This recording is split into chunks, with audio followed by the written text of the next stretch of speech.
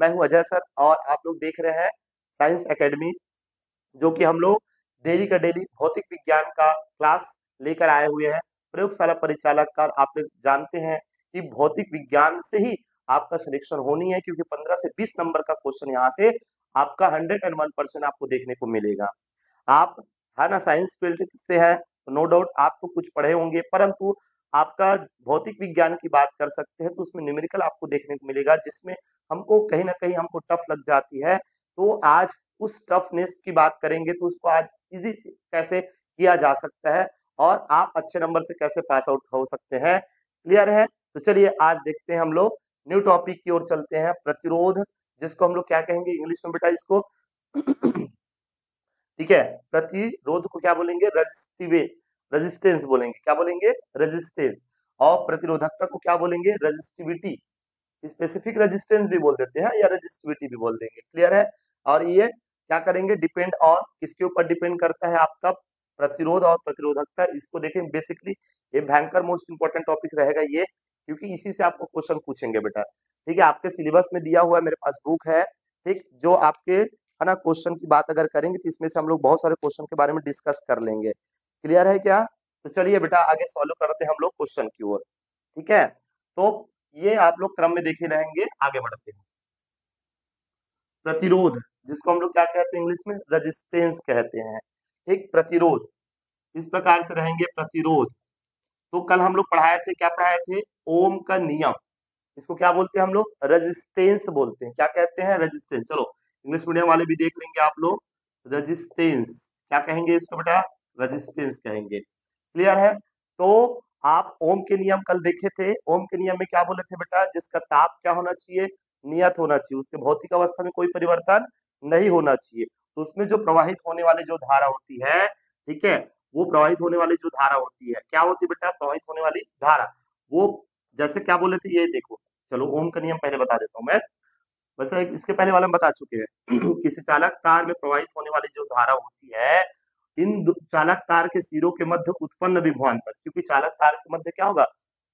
विभवांतर उत्पन्न होगा, है ना। आप जैसे बैटरी से कनेक्ट करते आप परिपथ में देखेंगे तब की बात होगी। तो इसमें जैसे ही जैसे आप लोग धारा प्रवाहित करेंगे, अर्थात उसमें v समानुपाती क्या होगा बेटा? आई आएगी। क्लियर है? इसका मतलब होता है कि सर यहाँ पर जैसे जैसे धारा बढ़ती जाएगी या विभवांतर उत्पन्न जितना होते जाएगा, उसके डायरेक्टली प्रोपोर्शनल होगी आई। इसमें ग्राफ भी बताया हुआ है ना, ध्यान देंगे इस प्रकार से ग्राफ। अलग अलग चालक पदार्थ के लिए अलग अलग इसका ग्राफ बनता है। अगर आप डायरेक्ट बोल रहे हैं सर जैसे जैसे विभवांतर आप में विभव में परिवर्तन करते जा रहे हैं, वैसे वैसे धारा भी बढ़ती जाएगी, डायरेक्टली प्रोपोर्शनल टू, इस प्रकार से आपका ग्राफ बनता हुआ है। अलग अलग नाइट्रोम का कंडक्शन की बात कर सकते हैं, है ना। और अलग अलग जो चालक रहते हैं उन लोगों के लिए ग्राफ भी होती है, अलग अलग होती है। तो अभी देख लेंगे प्रभावित करने वाले कारक में। तो हम लोग इस प्रकार से डेफिनेशन देखे थे, ध्यान दिए रहना ओम के नियम में। तो यहाँ पर हम लोग प्रतिरोध देखने वाले हैं, डायरेक्टली प्रोपोर्शनल टू। इसको हटाएंगे तो कुछ क्या लगाएंगे बेटा? प्रोपोर्शनलिटी नियतांक, अर्थात आर। आर लगाएंगे आर आई। तो इसको जब हम सॉल्व करेंगे तो क्या होगा बेटा? आपका फाइनली क्या हो जाएगा आपका? ध्यान देंगे, आर इज इक्वल टू करेंगे तो वी अपॉन कितना होगा? आई। तो फाइनली अगर लिख सकते हैं तो आर इज इक्वल टू, पिछला भी लिखे थे इसी प्रकार, वी अपॉन क्या हो जाए बेटा? आई। ठीक है, तो इसी को क्या बोलेंगे हम लोग? प्रतिरोध। अब चलिए इसका डेफिनेशन करते हैं। क्या करते हैं? डेफिनेशन। तो आपको डेफिनेशन मान लो सपोज पूछ दिया, तब वो घुमा फिरा के पूछ देता है, क्वेश्चन बना देता है। तो इस चालक तार में क्या प्रवाहित हो रही है बेटा? धारा। ये चालक तार है, ये क्या है? चालक तार। चालक तार कैरिंग कंडक्टर वायर है, ठीक है, ध्यान देंगे। तो चालक तार पर क्या करेंगे सर? धारा प्रवाहित हो रही है, अर्थात धारा प्रवाहित हो रही है। तो इस चालक तार में प्रवाहित धारा के मार्ग पर जो रुकावट पैदा करेंगे उसी को क्या कहते हैं हम लोग? प्रतिरोध कहते हैं।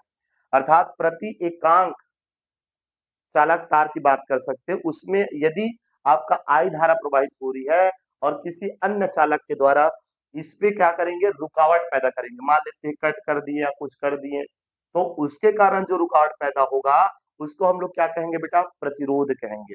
और उस चालक का नाम क्या होगा? है ना, क्या होगा? ठीक है, प्रतिरोधक होगा।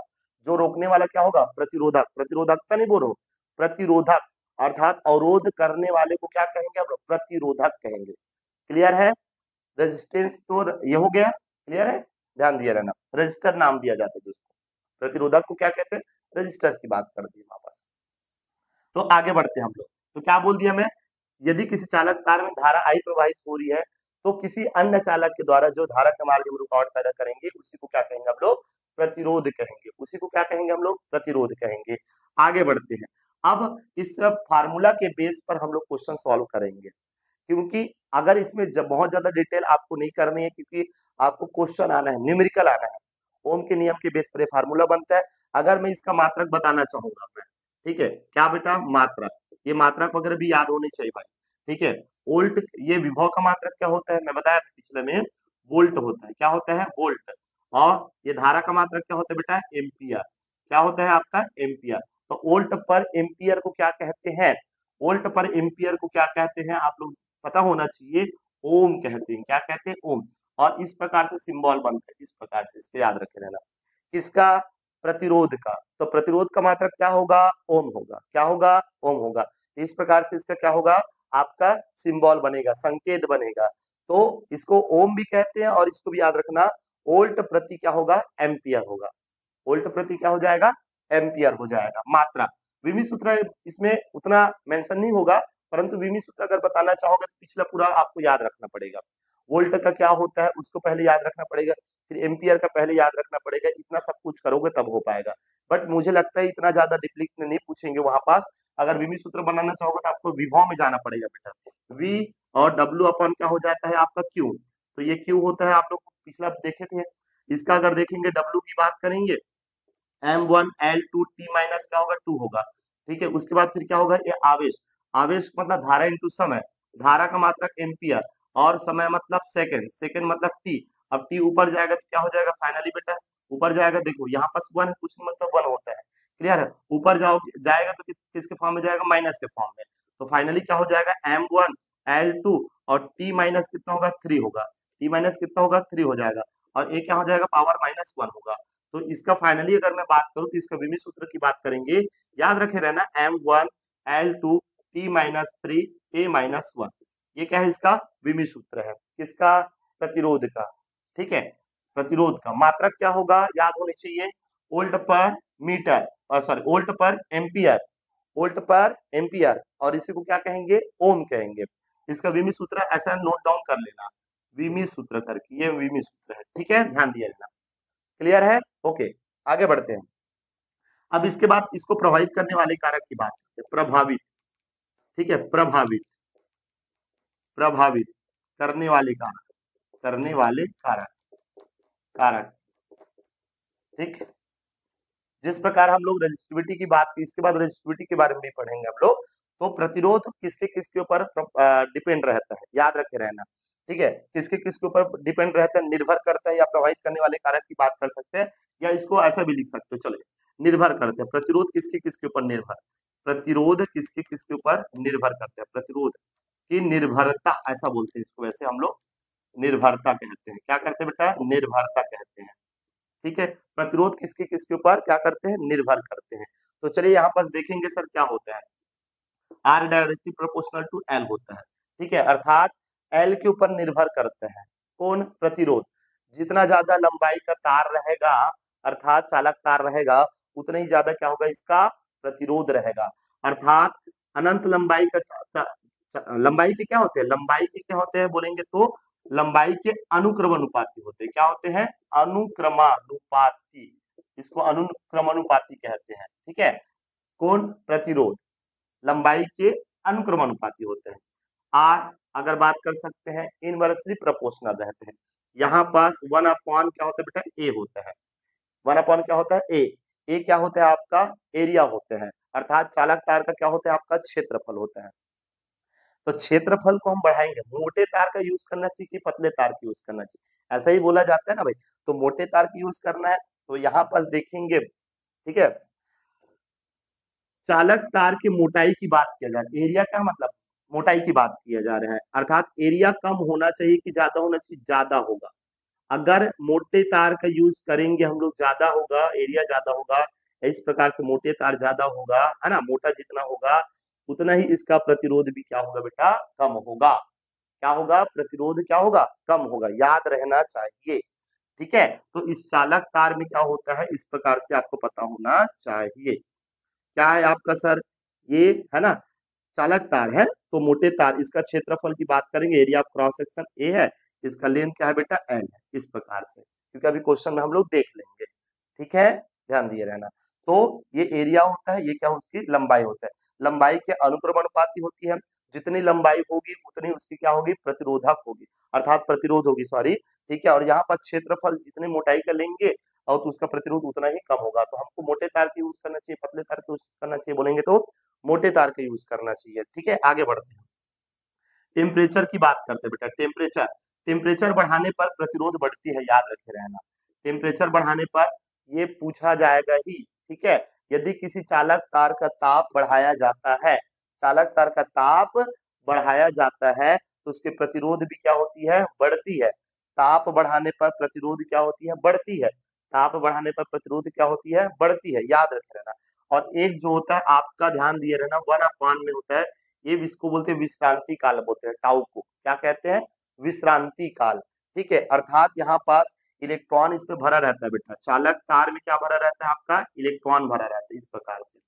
ठीक है, तो यहाँ पास हम लोग जब अनुगमन में पढ़ते हैं, 12th क्लास में आप पढ़े होंगे, ये वोल्ट वगैरह रहता है, यहाँ पास स्विच वगैरह रहता है, जैसे बैटरी को ऑन कर देते हैं, विद्युत वाहक बल्ब को ऑन कर देते हैं, आप लोग जानते हैं इसके विपरीत डायरेक्शन में इलेक्ट्रॉन की डायरेक्शन इधर होती है और धारक की दिशा इस प्रकार से होती है, प्लस से माइनस की ओर धारा प्रवाहित होती है, और इलेक्ट्रॉन का डायरेक्शन उससे अपोजिट होता है।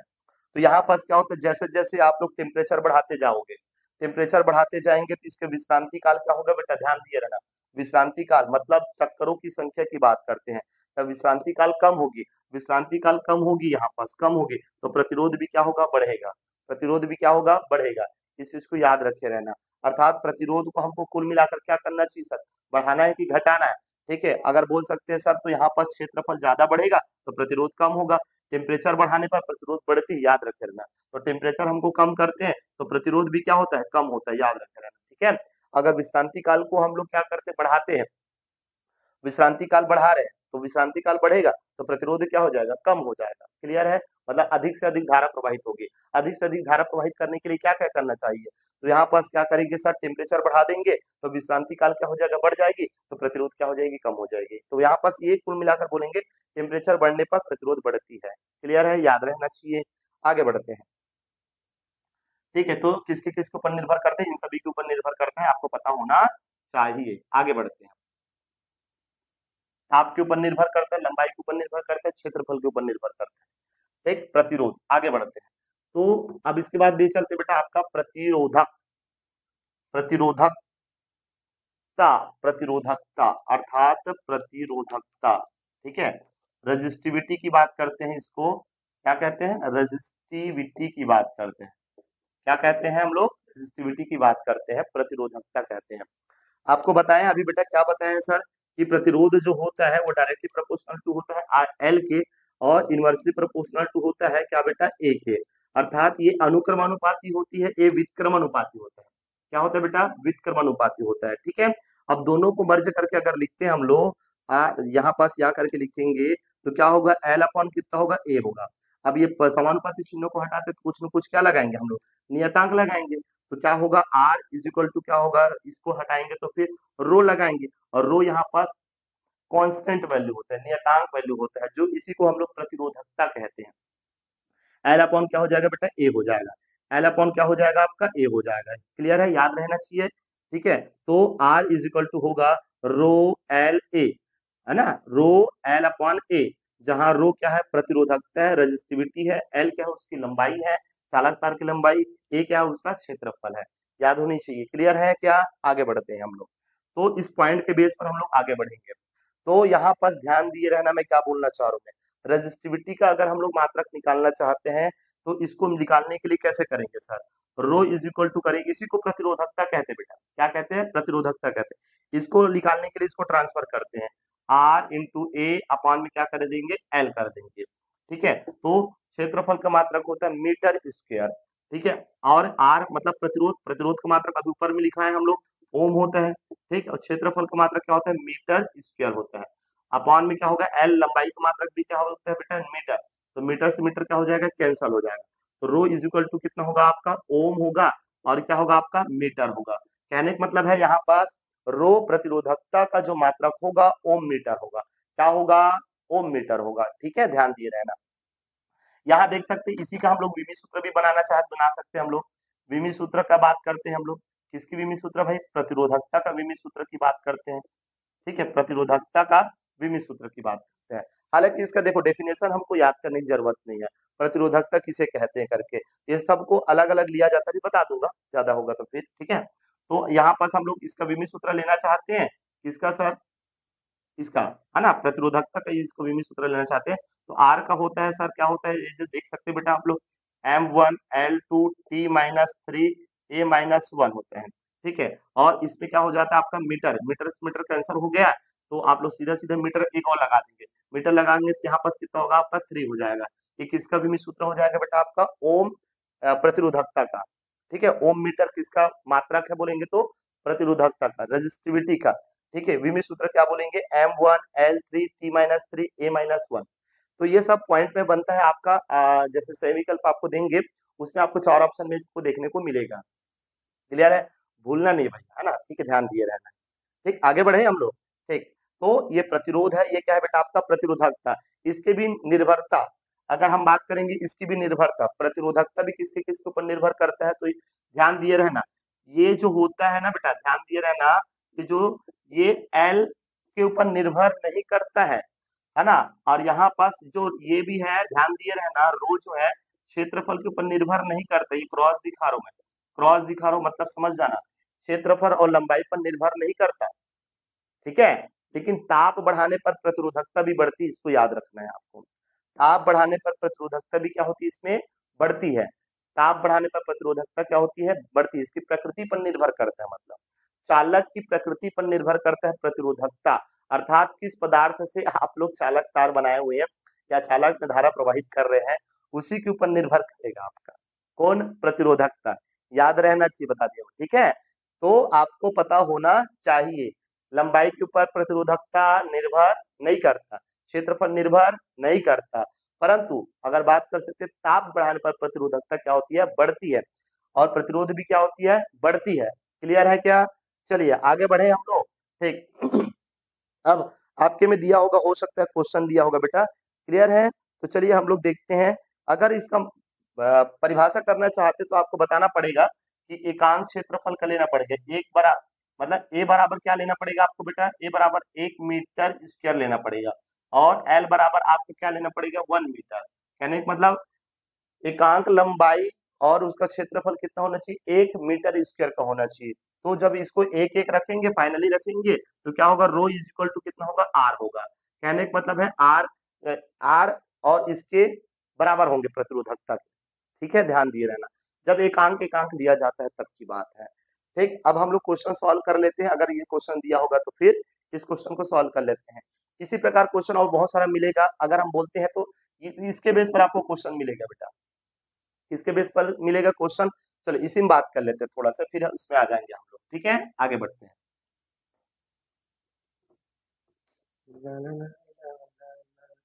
चलिए यहाँ पास देखेंगे, मान लेते सपोज ये चालक तार है बेटा, क्या है, चालक तार है।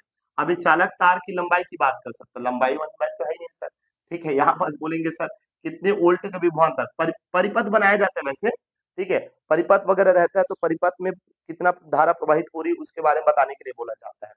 तो आपको पता होना चाहिए, अगर आप विभव दे दिया है चालक तार के सिरों के मध्य, अगर मान लेते सपोज यहाँ पास ये दे, चलो भाई चलो, ये प्रतिरोध है, प्रतिरोध का सिंबल इस प्रकार से बनता है, मैं बता दिया था वैसे आप लोग को।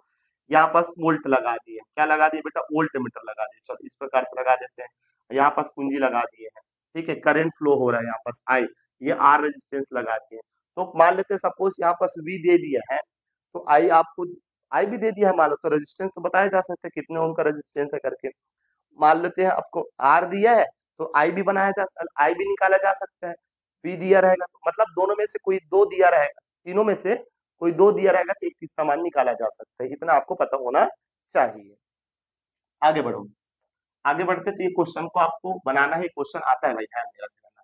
ठीक, चलिए क्वेश्चन क्या बोलेंगे सर यहाँ पास, क्या बेटा, यदि ध्यान देंगे, इसीलिए आप लोग क्लियर रखा हूं मैं इसको, यदि 8 ओम प्रतिरोध वाले, ऐसा ही क्वेश्चन आपको मिलेगा पेपर में, ठीक है, ध्यान देंगे आप, आपको फार्मूला पता होना चाहिए। यदि 8 ओम प्रतिरोध वाले किसी तार को पिघलाकर, ठीक, एक ऐसा तार बनाया जाए जिसका क्षेत्रफल पहले से 2 गुना हो, तो नए तार का प्रतिरोध कितना होगा। कहने का मतलब है, मान लेते हो मेरे पास एक तार की बात करूंगा मैं, ठीक है, इस तार की बात हो रही है, इस तार है, मान लेते सपोज इस तार में बोल रहे हैं सर 8 ओम प्रति, है ना, यदि 8 ओम प्रतिरोध वाले किसी चालक तार को पिघला, इसको मुझे पिघलाना है बोल रहे हैं, और पिघलाऊंगा तो क्या करना है बोल रहे हैं बेटा, यहाँ पास पिघला कर एक ऐसा तार बनाया जाए जिसका क्षेत्रफल क्या हो, पहले से क्या हो, 2 गुना हो, माना जा सकता है। यहाँ पास देख लेते हैं, सॉल्यूशन कर लेते हैं बेटा, हल, ठीक, बनाते हैं। मान लेते हैं इस प्रकार से एक चालक तार है, इसकी लंबाई कितना है बेटा आपका, एल है, क्षेत्रफल पहले से क्या है, एरिया ऑफ क्रॉस सेक्शन बोलते हैं, क्षेत्रफल कितना है आपका, ए है, कितना है आपका, ए है, ए क्षेत्रफल है, लंबाई कितना है इसका, एल है, ठीक है, ध्यान दिए रहना। तो इसका प्रतिरोध कितना है, पहले बोल रहे हैं सर, पहले प्रतिरोध दिया है आपका, दिया क्या है आपका, आर इज इक्वल टू 8 ओम दिया हुआ है, पहले प्रतिरोध का मतलब सामान्य जब था तो इस प्रकार से था, तो इसमें जो है इसका प्रतिरोध कितना है आपका, 8 ओम है। अब ये बोल रहे हैं कि आगे बढ़ते हैं, पिघला कर, इसी को क्या करेंगे हम लोग, पिघलाएंगे, गर्म करेंगे, पिघला कर ऐसा तार बनाएंगे जिसका क्षेत्रफल क्या होगा, 2 गुना होगा। तो इसको हम लोग पिघलाने पर, ये पिघलाने के पूर्व, पिघलाने पर, है ना, पिघलाने के बाद, पिघलाने के बाद, अब पिघलाने के बाद की बात अगर करते हैं तो क्या हो जाएगा बेटा, इसको मोटा बनाना है, 2 गुना करना है, इसके क्षेत्र, इसी क्षेत्रफल को 2 गुना करना है।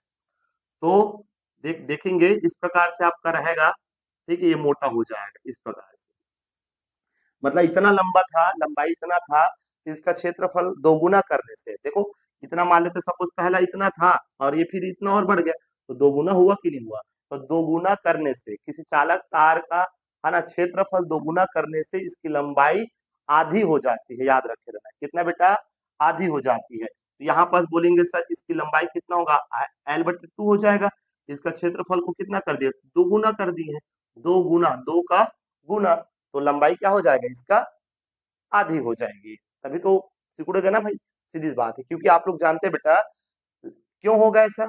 अब भैया ध्यान दिए रहना यार, कैसे होगा, क्योंकि क्षेत्रफल आयतन बराबर जो बात होती है, आयतन बराबर लंबाई गुणित चौड़ाई गुणित क्या होता है बेटा, ऊंचाई होता है, ठीक है, क्या होता है आपका, ऊंचाई होता है, ठीक है। तो आप लोग जानते हैं लंबाई गुणित चौड़ाई की बात करते हैं तो क्षेत्रफल होता है, एक और ऊंचाई हो जाएगा तो लंबाई, तो क्षेत्रफल और ऊंचाई बोलो या लंबाई बोलो, तभी तो आयतन बनेगा ना, तो उतना ही रहेगा ना भाई, आपको क्वांटिटी को बढ़ाया थोड़ी नहीं जा रहा है, तो अर्थात उसका आयतन तो वही है ना, तो आयतन वही, उसी आयतन को पिघला कर मोटा कर दिया गया, तो भाई यहाँ क्षेत्रफल को 2 गुना अगर कर दिया तो इसकी लंबाई क्या हो जाएगी, आधा, आधा हो जाएगी, सीधी सी बात है। तो चलिए पहले बात करते हैं, इसका प्रतिरोध था, इसके लिए फार्मूला लिख लेते हैं, पहले पॉइंट पर आर लिख रहा हूं मैं। तो अगर इसका प्रतिरोधकता की बात करते हैं तो रो एल अपॉन ए, ये फार्मूला होती है, आप लोग देखे होंगे। अब इसका बात करेंगे, पिघलाने के पश्चात की बात करते हैं, तो नया, नया प्रतिरोध के लिए मैं डेस लगा लेता हूँ बेटा, नया प्रतिरोध, नया लिख लो ज्यादा है तो फिर नया प्रतिरोध, इसके लिए क्या करेंगे, रो, रो इसकी क्या है बेटा, प्रतिरोधकता है, रो इसकी क्या है, रेजिस्टिविटी है, ठीक है, एल इसका क्या है, लंबाई है, अपॉन ए क्या है, इसका एरिया है। परंतु यहाँ पास पिघलाने के बाद इसकी लंबाई को कितना करने के लिए बोला जा, सॉरी क्षेत्रफल को कितना बोला जा रहा है, 2, और लंबाई अगर क्षेत्रफल 2 गुना कर देते तो लंबाई कितना हो जाएगी, आधा हो जाएगी। क्लियर है यहाँ तक, ठीक, आगे बढ़ते हैं। तो हमको पता ही होगा डायरेक्ट इस फार्मूला में भी मान रखा जा सकता है, या फिर क्या कर सकते हैं, इसको समीकरण आप लोग 1 दे देते हैं, चलो समीकरण 1, तो यहाँ पास देखेंगे आर जो होगा, ये तो नया बनने वाला प्रतिरोध, मतलब नया बनने वाला बोल रहे हैं ना, नए तार का प्रतिरोध कितना हो, इसी को फाइंड आउट करनी है अपने को। तो नया तार का प्रतिरोध की बात करेंगे सर, क्या हो जाएगा, ठीक है, यहाँ पास देखेंगे, इसको सॉल्व करते हैं, अपॉन वाला है बेटा, बटे वाला है, तो बटे वाले को कैसे सॉल्व करते हैं, ये 2 जो है नीचे जाएगा, है ना, तो रो एल अपॉन ए, और अपॉन का क्या हो जाएगा आपका, 2 नीचे आएगा, तो 2 इंटू नीचे का भी 2 है, और क्या है बेटा आपका एल भी है। एक काम कर लेते हैं, एल अपॉन ए एरिया में, है ना, और 1 अपॉन कितना होगा, 2, और नीचे में और क्या है बेटा आपका 2 है। यहाँ तक क्लियर हुआ, तो 2 और 2 कितना हो जाएगा, 4 हो जाएगा। तो कहने का मतलब क्या हो जाएगा, रो, है ना, रो एल अपॉन ए, और इंटू में कितना होगा 1 अपॉन कितना होगा बेटा 4 होगा। तो फाइनली अगर देखेंगे हम लोग, ये रो एल अपॉन ए किसका मान है, आर का मान है। किसका मान है, आर का मान है, देख सकते हो। तथा यहाँ पास ले सकते हैं हम लोग आर टेस्ट। तो ये देखेंगे यहाँ पास, ये देखो ये क्या है, समीकरण एक से बोलेंगे, तो समीकरण एक से बोलेंगे तो एक से देख सकते हैं यहाँ पास रो एल अपॉन ए। रो एल, रो है ना, ध्यान दिए रहे, रो रो रो रो एल अपॉन ए, इसका मान कितना है बेटा, आर है। तो आर लिखेंगे, 1 अपॉन कितना करेंगे 4 लिखेंगे, और हमको पता है यहाँ पास आर का वैल्यू कितना दिया है बेटा आपका 8। तो आर डेस इक्वल टू 8, और इन अपॉन 1 अपॉन 4, 4 दूनी कितना होगा बेटा 8। तो आर डेस इक्वल टू होगा 2 ओम होगा। कहने का मतलब है आपको पता होना चाहिए, डायरेक्ट पूछेंगे भी क्वेश्चन में कि किसी चालक तार की लंबाई आपका एल है, उसका क्षेत्रफल ए है, यदि उसका प्रतिरोध आपका कितना बेटा 8 ओम है, तो उस चालक तार के तार का क्षेत्रफल दोगुना कर दिया जाता है, तो उसकी लंबाई कितनी हो जाती है, आधी हो जाती है, आधी रह जाती है। इसको याद रखे रहेंगे। तो उसका प्रतिरोध, नया बनने वाला प्रतिरोध, जो नया चालक तार का रहेगा, उसका प्रतिरोध कितना होगा बेटा आपका 2 ओम रहेगा। अर्थात चालक तार का क्षेत्रफल दोगुना करने से उसका प्रतिरोध क्या हो जाता है, उसका पहले कितना था 8 ओम था ना, तो उसका दो क्षेत्रफल दोगुना करने से उसका प्रतिरोध भी क्या हो गया, बढ़ गया ना, 2 ओम है, दोगुना हो गया। यहाँ पास ध्यान दिए रहना। क्लियर है? तो चलिए आगे बढ़े क्या हम लोग, क्लियर है? ठीक बेटा। तो इस प्रकार से आपका क्वेश्चन की बात करते हैं, आगे बढ़ते हैं हम लोग। इस क्वेश्चन को लेने के बाद दूसरा क्वेश्चन में आते हैं। ठीक, चलिए इसी प्रकार क्वेश्चन को सॉल्व आप लोग को करना है। अब आते हैं हम लोग प्रतिरोधों को क्रम में जोड़ना, अर्थात आपका, ठीक है, क्या बोलेंगे सर, प्रतिरोधों का संयोजन। प्रतिरोधों का तीसरा पॉइंट है प्रतिरोधों का संयोजन। संयोजन, अब संयोजन करेंगे तो यहाँ पास क्या करेंगे, पहला पॉइंट क्या बताया था बेटा आपका, समांतर क्रम संयोजन, और दूसरा क्या बोले, श्रेणी क्रम संयोजन। तो श्रेणी क्रम संयोजन पहले लिख लेते हैं, श्रेणी क्रम संयोजन, श्रेणी क्रम संयोजन, संयोजन, ठीक है, संयोजन की बात करते हैं। और इधर क्या कर लेते हैं, समांतर क्रम संयोजन, समांतर क्रम संयोजन, ठीक है, समांतर क्रम संयोजन कैसे होगा, ध्यान दिए रहना इसको अच्छे से। क्लियर है? तो श्रेणी क्रम संयोजन के लिए क्या करेंगे बेटा, हम लोग क्या करेंगे, ध्यान दिए रहना किस प्रकार से होती है। इसके लिए जो होता है बेटा, बहुत सारे आपका प्रतिरोध रहेंगे, इस प्रकार से, इस प्रकार से रहेंगे, है ना, इस प्रकार से ऐसे रहेंगे बहुत सारे। लगभग बेसिकली हम लोग 3 ले लेते हैं, R1 R2 R3 R3, और यहाँ पास हम लोग क्या लगा लेते हैं, सेल लगा लेते हैं, और यहाँ पास क्या कर देंगे, कुंजी लगा देते हैं, जिसको ऑन और ऑफ करेंगे। जैसे ही ऑन कर देंगे, यहाँ से करंट फ्लो होना चालू होगा, और करंट फ्लो होना चालू होगा तो यहाँ पास इसका देख लेते हैं, वोल्ट जो होगा V1 होगा। इस पर सिरे की बात करेंगे, इस सिरे पर बात करेंगे तो V2 होगा, इस सिरे पर बात करेंगे तो V3 होगा। कहने का मतलब है वोल्ट जो होगा इसका अलग अलग होगा, वोल्ट जो होगा क्या होगा, अलग अलग होगा। परंतु यदि मैं आई की बात करूं, आई करेंट है बेटा, आई सभी में क्या होगा, सेम सेम इक्वली डिस्ट्रीब्यूट हो जाएंगे। क्या हो जाएंगे, इक्वली डिस्ट्रीब्यूट हो जाएंगे। अर्थात यहाँ पास अगर 10 एम्पियर का मैं करंट देता हूँ इस सर्किट पर, परिपथ बना दिया ना हम लोग, क्या बनाया है, परिपथ। तो परिपथ में अगर 10 एम्पियर का हम लोग करंट देते हैं, तो इस चालक तार पर, इस परिपथ में कितना होगा, 10 एम्पियर का करंट जो होगा R1 में भी जाएगा, R2 में भी जाएगा, और R3 में भी जाएगा। याद रहना चाहिए। क्लियर है? तो इक्वली डिस्ट्रीब्यूट हो जाता है। कहने का मतलब है आई जो होता है कॉमन से सभी में चले जाता है। तो ओम के अकॉर्डिंग हम लोग देखते हैं बेटा, ओम के नियम से, किसके नियम से, हम लोग ओम के नियम से देखेंगे। तो ओम के नियम क्या कहते हैं, V equal to I R होता है, आप लोग देखे होंगे फार्मूला में भी। तो यहाँ पास क्या है बेटा, V1 है, मतलब बहुत सारे रेजिस्टेंस लिए हुए हैं। R1 से इसका वोल्ट क्या है, V1 है, R2 का क्या है, V2 है, ठीक है, R2 का क्या है, V2 है, R3 का क्या है, V3 है। यहाँ पास R1 कर देते हैं। क्लियर है? तो लेकिन यहाँ पास तो आई क्या है, सबके लिए कॉमन है। तो इसी प्रकार इसके लिए क्या होगा, V2 इज इक्वल टू कितना होगा, R2 होगा, V3 इक्वल टू क्या होगा, IR3 होगा, ठीक है, IR3 होगा। तो फाइनली हम लोग V इज इक्वल टू कर देंगे V1 V2 अपॉन V3 कर देंगे। तो V1 का वैल्यू कितना हो जाएगा, यहाँ पास फाइनली करेंगे तो फिर सबके लिए क्या है, आई कॉमन है ना यहाँ पास। तो यहाँ कर सकते हैं हम लोग, सर V1 का मान कितना होगा, IR1 होगा, प्लस IR2 होगा, प्लस आई आर थ्री होगा। ठीक, फाइनली तो आई इज इक्वल टू कर देंगे तो R one plus R two plus कितना होगा आर थ्री होगा, फिर क्या होगा वी इज इक्वल टू होगा। तो इसका इक्विवेलेंट रेजिस्टेंस हम फाइंड आउट कर लेते हैं। तो फाइनली जो होगा ओम के नियम से फिर से अगर लगाना चाहेंगे तो इसको बोलते हैं तुल्य प्रतिरोध बोलते हैं बेटा, क्या बोलते हैं तुल्य प्रतिरोध। तो आर जो होगा तुल्य प्रतिरोध होगा, क्या होगा आपका तुल्य प्रतिरोध, मतलब इक्विवेलेंट रेजिस्टेंस। अब इसका आर की बात करेंगे तो finally R is equal to होगा, ये देख सकते हो मतलब, ठीक है। कैसे करेंगे, वी की जगह हम यहाँ पास वैल्यू रखेंगे तो वी वी चलो रख लेते हैं I R equal to I R one plus R two plus R three.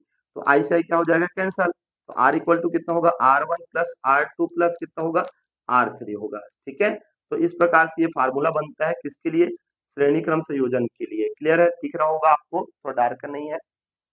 आगे बढ़ेंगे, आगे होगा तो समांतर क्रम संयोजन की बात करते हैं। तो समांतर क्रम संयोजन में फिर इसी प्रकार रहेगा बेटा, ध्यान दिए रहना। ठीक है, इस प्रकार से हम लोग देख लेते हैं, इस प्रकार से आपका रेजिस्टेंस बनता है, इस प्रकार से ऐसे रहेगा। तो पॉइंट को क्या होता है, बहुत सारे रेजिस्टेंस रहते हैं, ये आपको देखो 12th में 10th में आपको नहीं, एकेडमिक एग्जाम नहीं है यहाँ पास, आपको एग्जाम नहीं लिखा, आपको वो पेपर वाला जो है ना, ठीक है, लिखने वाला जो है पूरा डेरिवेशन सॉल्व करो ऐसा वाला नहीं भैया, आपको समझना है यहाँ पास पॉइंट को क्या क्या बोला जा रहा है। यहाँ पास पॉइंट इस प्रकार से रहता है, ये बैटरी को लगा दिया जाता है, सेल बोलो या बैटरी बोलो, यहाँ पास कुंजी लगा देते हैं, जैसे करंट देंगे करंट क्या होगा इस बार डिवाइडेड हो जाएगा। अर्थात समांतर क्रम की बात अगर करते हैं हम लोग, तो समांतर क्रम में यहाँ पास क्या होता है, करंट जो होता है डिस्ट्रीब्यूट हो जाता है, इक्वली डिस्ट्रीब्यूट हो जाता है, यहाँ मतलब अलग अलग होगा। और यहाँ पास करंट की बात किए थे तो सभी में समान रूप से जा रहा था, और यहाँ पास क्या होगा करंट जो होगा डिफरेंट डिफरेंट, मतलब यहाँ पास बढ़ जाएंगे, R1 में अलग जाएंगे, R1 में R2 में जाएंगे, R3 में जाएंगे, ठीक है, बढ़ जाएंगे कहने का मतलब है। क्लियर होगा, और इन सभी के लिए अगर बात करेंगे तो वोल्ट एक ही हो रहेगा, क्या होगा वोल्ट एक ही हो रहेगा। तो इसका फार्मूला फाइनली अगर निकालना चाहेंगे तो बेटा आर इज इक्वल टू होता है 1/R1 प्लस क्या होता है 1/R2 प्लस क्या होता है 1/R3 होता है। ये समांतर क्रम के लिए ये फार्मूला बनता है। जब इसको पूरा पूरा सॉल्व करेंगे ओम के नियम से लगाकर, तो इस प्रकार से आपको पूरा डेरिवेशन सॉल्व करने की कोई जरूरत नहीं है, हमको दो फार्मूला की आवश्यकता है। इस प्रकार से ये श्रेणी क्रम के लिए है, और किसके लिए बेटा समांतर क्रम के लिए, किसके लिए समांतर क्रम के लिए है। ठीक है, ध्यान दिए रहना, समांतर क्रम के लिए किसके लिए है आपका श्रेणी क्रम के लिए। ठीक है, यहाँ तक क्लियर हुआ क्या। चलिए अब हम लोग क्वेश्चन सॉल्व कर लेते हैं, जो क्वेश्चन आपको लिए भयंकर बेहद इंपॉर्टेंस है, वही आपका पेपर में आना है। क्लियर है, तो ये फार्मूला को आपको याद होनी चाहिए। चलिए आगे बढ़ते हैं, हम लोग क्वेश्चन ले लेते हैं। क्वेश्चन क्या है आपका, ठीक है, इसको फार्मूला को पता होना चाहिए। क्लियर, अभी फार्मूला क्वेश्चन कैसे रहेगा इधर देखते हैं। क्वेश्चन आपको दिया हुआ है, इस प्रकार से अगर बात कर लेता हूं मैं। ठीक, क्वेश्चन दिया बेटा आपका, कोई क्वेश्चन है यहाँ पास, मैं फार्मूला लगा लेता हूँ, क्वेश्चन लगा लेता हूँ मैं। इस प्रकार से आपका क्वेश्चन दिया हुआ है, ये सर्किट दिया हुआ है R1, और यहाँ पास अगर बात करेंगे तो ये सर्किट है, और ये सर्किट है आपका R2। ये कितने ओम का है, ये 7 वाट दे दिया है, वाट में दे दिया है, घबराना नहीं आपको। ठीक है, 8 वाट दे दिया है, और यहाँ पास क्या कर दिया R3 को कितना दे दिया बेटा आपका 12 वाट दे दिया है। क्लियर है, और इस यहाँ पास ये क्वेश्चन है, इस प्रकार से आपको क्वेश्चन मिलेगा भाई उसी के बेस पर। और यहाँ पास क्या लगा दिए बेटा, वोल्ट लगा दिए हैं, मतलब अर्थात सेल लगा दिए गए हैं। ठीक है, क्या लगा दिए गए हैं, सेल लगा दिए। पहला क्वेश्चन हुआ। दूसरा क्वेश्चन भी हम लोग बात कर सकते चाहे तो, फिर एक क्वेश्चन और मिला होगा। ठीक, चलिए देखेंगे, बाद में देख लेंगे, पहले एक ही तो सॉल्व कर लेते हैं। तो इस प्रकार से आपका क्वेश्चन दिया हुआ है, ये 6 वाट का है, ये सेल है 6 वाट का है ना। वैसे शक्ति की बात करते हैं, वो विभवांतर की बात करते हैं, वो एनर्जी देने का काम करते हैं, तो वोल्ट रहेगा 6 वोल्ट रहेगा यहाँ पास। तो जैसे ही हम लोग सेल को यहाँ पास कुंजी अगर लगाना चाहेंगे तो कुंजी को ऑन करेंगे, तो यहाँ से क्या होगा बेटा करंट फ्लो होना चालू करेंगे, तो करंट यहाँ पास जाएंगे, तो इससे पास आउट होकर होगा R1 से पास आउट होकर आपका करंट जाएंगे। फिर यहाँ पास देखेंगे तो ये किससे जुड़ा हुआ है सर, अभी बनाया था डायग्राम, ये समांतर क्रम में जुड़ा हुआ है। किसमें जुड़ा हुआ है बेटा, समांतर, ये किसमें जुड़ा है श्रेणी क्रम में। तो यहाँ पास मान लेते हैं, वैसे मान दिया गया R1 R2 R3, तो हम लोग यहाँ पास मानना पड़ेगा बेटा, ध्यान दिए रहना। इन दोनों के लिए, इन दोनों किस में जुड़ा हुआ है R2 व है ना R3 जो होता है वो समांतर क्रम में जुड़ा हुआ है। किसमें जुड़ा हुआ है, समांतर क्रम में। किसमें जुड़ा हुआ है जी, समांतर क्रम। तो इसके लिए इक्विवेलेंट की बात कर ले, तुल्य प्रतिरोध की बात करते हैं, तो 1/r ले लेते हैं। तो इसके लिए क्या लेंगे, फार्मूला भी मैं फार्मूला लिखा था ना, ठीक है। R2 और प्लस कितना होगा, 1/, कितना होगा बेटा, R3 होगा। तो 1/, कितना बोलेंगे, R2 का वैल्यू कितना हो जाएगा आपका 8 प्लस 1/R3 का वैल्यू कितना हो जाएगा 12, ठीक है। 1/, कितना होगा 8, ठीक। अब इसका एलसीएम निकालेंगे तो एलसीएम कितना निकलेगा आपका, ठीक है। 12 दूनी कितना होगा 24, 24 मतलब 8 से 24 होता है, 12 से भी आ जाएगा तो एलसीएम इसका कितना निकल जाएगा आपका 24 निकल जाएगा, ठीक है। तो 8 या 24 कितना बाहर में जाएगा, 3 बार में, तो 3 को ऐसे कर दो, ठीक। प्लस 12, 12 दूनी कितना होगा 24 होगा, 2 हो जाएगा यहाँ पास, है ना। मतलब 12 का हम लोग डिवाइड करेंगे इससे डिवाइड करेंगे इसको, तो 2 टाइम में जाएगा, तो 2 यहाँ पास लिख देंगे। 1/, कितना होगा यहाँ पास r होगा, क्लियर है। 1/, कितना होगा r होगा, और ये कितना होगा 5, 5 बटे कितना होगा 24 हो जाएगा। Finally r is equal to बोलेंगे तो 24 बटे कितना कर देंगे 5 कर देंगे। अगर इसको भाग देते हैं तो भाग देंगे तो कितना निकल जाएगा आपको, चलो करो, 5 5 5 चौक कितना होगा 20 होगा। फिर यहाँ पास कितना बचेगा बेटा आपका 4 बचेगा, फिर जीरो लगा के यहाँ पास क्या लगा देते हैं सर हम लोग, दशमलव लगा देते हैं। फिर यहाँ पास कितना 5 40 हो जाएगा। यहाँ फाइनली करेंगे तो r बराबर कितना ओम हो जाएगा आपका बेटा, ठीक है। इसका ओम कितने ओम का निकला, कितने ओम का निकला जी, 4.8 ओम का यहाँ पास रेजिस्टेंस निकला। आगे बढ़ते हैं, इधर करेंगे तो इसका मतलब फाइनली आंसर कितना निकला, दोनों का आंसर की बात करेंगे तो इस प्रकार से इसका डायग्राम बनेगा फिर से, अगर बनाना चाहेंगे तो फिर, ठीक है। इसका कितना होगा 7 वाट होगा, है ना। और इसका करेंगे तो कितना हो जाएगा, इन दोनों का आंसर कितना निकला बेटा आपका, आर वैल्यू लिए हैं हम लोग, आर कितना होगा आपका 4.8 होगा, 4.8 ओम होगा। और यहाँ पास आपका वोल्ट सेल लगा हुआ है, और यहाँ पास आपका कुंजी लगा हुआ है। इधर करंट जाएंगे, यहाँ पास अगर देख सकते हैं सर क्या हो जाएगा आपका, ये दोनों किस में जुड़ा हुआ बेटा, श्रेणी क्रम में जुड़ा हुआ है।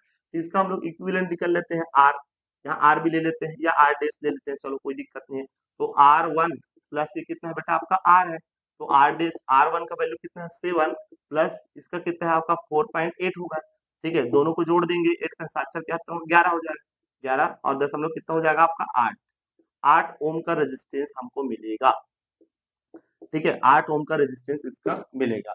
परंतु हमको पूछा जा रहा है इसमें करेंट की बात किया जा रहा है ना, कितना अभी देखे थे सर, इसमें ज्ञात क्या करना था, ज्ञात करना था धारा कितना प्रवाहित हो रही है इस परिपथ में, इस पॉइंट ए और बी की बात कर लेते, चलो बी बोला था यहाँ पास, ठीक है।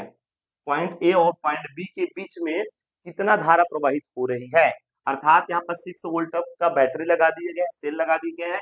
तो इस परिपथ में ऐसा ही आएगा क्वेश्चन, परिपथ में कितनी धारा प्रवाहित हो रही है, कितनी धारा प्रवाहित हो रही है, धारा प्रवाहित हो रही है, और कितनी धारा प्रवाहित हो रही है, तो मतलब आई को फाइंड आउट करना है, आई बताना है। तो हम लोग जानते हैं यहाँ पास वोल्ट दे दिया है, V इज इक्वल टू दे दिया है 6 वोल्ट दे दिया है, कितना दे दिया है 6 वोल्ट। और हम लोग जानते हैं ओम के नियम से, तो डायरेक्ट आपको फार्मूला लगाना है, मैं अभी बताया था ना इसके पहले में, ठीक है। V इक्वल टू क्या होता है IR होता है। तो हमको क्या निकालने के लिए बोला जा रहा है बेटा, यहाँ पास आई यहाँ पास निकालना है, तो V दे दिया है और R दे दिया, तो R हम लोग निकाले अभी, ठीक है। तो I equal to V upon में कितना होगा R होगा। तो V का वैल्यू कितना है बोलो तो 6 है, कितना है आपका 6, R का वैल्यू कितना है आपका 11 कितना है बेटा 8। तो इस सबको हम जैसे यहाँ दशमलव को हटाएंगे तो यहाँ क्या लगाएंगे, 6 के साथ में 0 लगा सकते हैं, तो 6 0 हो जाएगा, यहाँ पास 11 और कितना होगा 8। फाइनली इसको क्या करेंगे, डिवाइड कर देंगे, तो आई इज इक्वल टू हो जाएगा आपका, क्या हो जाएगा आंसर, है ना। बताना चाहेंगे तो फिर 0.508 हो जाएगा। 0 पॉइंट में यहाँ पर आंसर देखेंगे, 0 पॉइंट डिवाइड करके देखना, कैलकुलेटर निकाल लेना, ज्यादा होगा, हालांकि उसमें नहीं होगा तो भाग दोगे तो आ जाएगा, ठीक है। तो 0.508 होगा, 0.508 होगा। और हम लोग क्या निकाल रहे हैं, करेंट निकाल रहे हैं, धारा निकाल रहे हैं। तो धारा का मात्रक क्या होता है बताया था मैं, एम्पियर होता है। क्या होता है बेटा, एम्पियर होता है। धारा का मात्रक क्या होता है, एम्पियर। तो इस प्रकार से आपको सवाल को बनाने आना चाहिए, ठीक है, ध्यान दिए रहना। तो इस प्रकार से आपको क्वेश्चन मिलेगा। हम लोग क्या क्या देखे थे, ठीक है, ओम का नियम मतलब प्रतिरोध देखे हैं, और प्रतिरोधकता देखे हैं, प्रतिरोध किसके किसके ऊपर निर्भर करता है, प्रतिरोधकता किसके किसके ऊपर निर्भर करता है। और यहाँ पर अगर बात कर सकते हैं आपका आंकिक प्रश्न देखे हुए हैं, 2 क्वेश्चन देख चुके हैं, और दोनों क्वेश्चन के बेस पर, इस फार्मूला के बेस पर आपको पता होना चाहिए, दोनों का मात्रक देखे हुए हैं। प्रतिरोध का मात्रक क्या होता है, ओम होता है, ठीक है। प्रतिरोधकता का मात्रक क्या होता है, ओम मीटर होता है। प्रतिरोध किसके किसके ऊपर निर्भर करता है, याद रखे रहना, ठीक है। माध्यम की प्रकृति पर निर्भर करता है आपका प्रतिरोधकता।